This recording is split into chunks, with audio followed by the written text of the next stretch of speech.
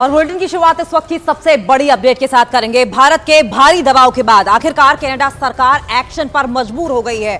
आपको बताएं कि खालिस्तान समर्थकों पर एक्शन की शुरुआत कर दी गई है। कनाडा प्रशासन ने खालिस्तानियों को बैनर हटाने को कहा है। बताया ये गया है कि कनाडा के ब्रिटिश कोलंबिया प्रांत के प्रमुख इलाके से उन होर्डिंग्स को हटाने के लिए कहा गया जो कनाडा यूएस सीमा के पास लगाई गई थी। आपको बताएं कि लगातार भारत की ओर से रिएक्शन मिल रहा था, क्योंकि एक्शन के तौर पर जब ट्रूडो ने इंडियन रिप्रेजेंटेटिव को हटाया था और गंभीर आरोप लगाए थे भारत पर, जो कि बेबुनियाद साबित हुए क्योंकि ट्रूडो के पास किसी तरह के कोई सबूत नहीं थे। और उसके बाद भारत के भारी दबाव के बाद आखिरकार कनाडा सरकार एक्शन पर मजबूत हो गई है और आखिरकार खालिस्तानी समर्थकों पर एक्शन शुरू कर दिया गया है। कनाडा प्रशासन ने खालिस्तानियों को बैनर हटाने के लिए कहा है। और इसी खबर पर और ज्यादा जानकारी के लिए हम रुक कर लेंगे, हमारे सहयोगी अमित पांडे भी जुड़ गए हैं। अमित, ये तो महज शुरुआत भर है, अभी बदलाव और देखना बाकी है।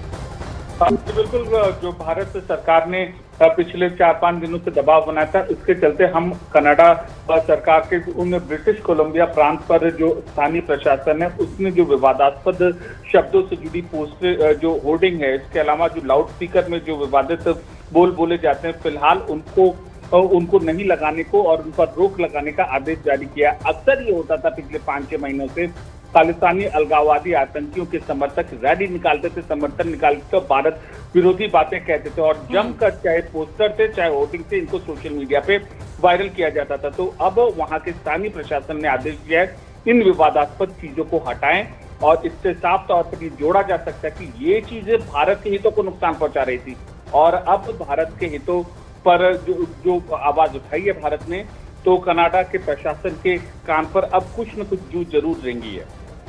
ठीक है अमित, आप हमारे साथ बने रहें। तो खालिस्तानियों को होर्डिंग हटाने के लिए कहा गया है, ये बड़ी जानकारी इस वक्त है। लेकिन एक और बड़ी खबर इससे जुड़ी, आपको बता दें कि कनाडा में खालिस्तानी आतंकी हरदीप सिंह निज्जर की हत्या के बाद भारत कनाडा के रिश्तों में कड़वाहट चरम पर है। और इस बीच पंजाब में आतंकवाद पर नकेल कसने के लिए एनआईए ने खालिस्तानी आतंकियों की नई लिस्ट बनाई है। सूत्रों के मुताबिक एनआईए ने 19 खालिस्तानी आतंकियों की एक लिस्ट जारी की है जिनकी संपत्ति जब्त की जाएगी। UK, America, Canada, Dubai, Pakistan समेत दूसरे देशों में रह रहे भगोड़े खालिस्तानियों की संपत्ति भारत में जब्त होगी।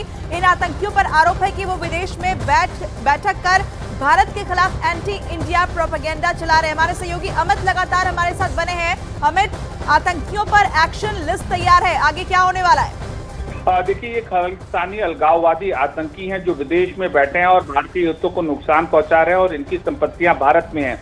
इससे पहले कल गुरपतवंत सिंह पन्नू की संपत्ति है उसको जब्त की गई थी, मतलब अपना मालिकाना हक उसने अपनी भारत में इस संपत्ति पर खो दिया है। ठीक इसी तरीके से जो 19 खालिस्तानी अलगाववादी आतंकी हैं जिनकी सूची अब बनाई है, जो यूके, यूएसए, कनाडा समेत अन्य देशों में जो सक्रिय हैं, उनकी भारत में संपत्तियां इसी तरीके से जब्त होंगी। ये भी भारत में अपनी संपत्तियों पर मालिकाना हक होंगे, मतलब कि भारत से जो इनका कनेक्शन है पूरी तरीके से काट दिया जाएगा। और ये तो भारत में कार्रवाई है, आने वाले दिनों में विदेश में जहां पर रह रहे हैं उनके खिलाफ भी अंतर्राष्ट्रीय कानून जाहिर है अमित, और कोशिश ये की जा रही है तमाम जो आतंकी है इनकी जमीन जो है उसे ही कमजोर कर दिया जाए और यही बड़ी वजह है कि अब संपत्तियां कुर्क करने का लगातार एक्शन भी जारी है।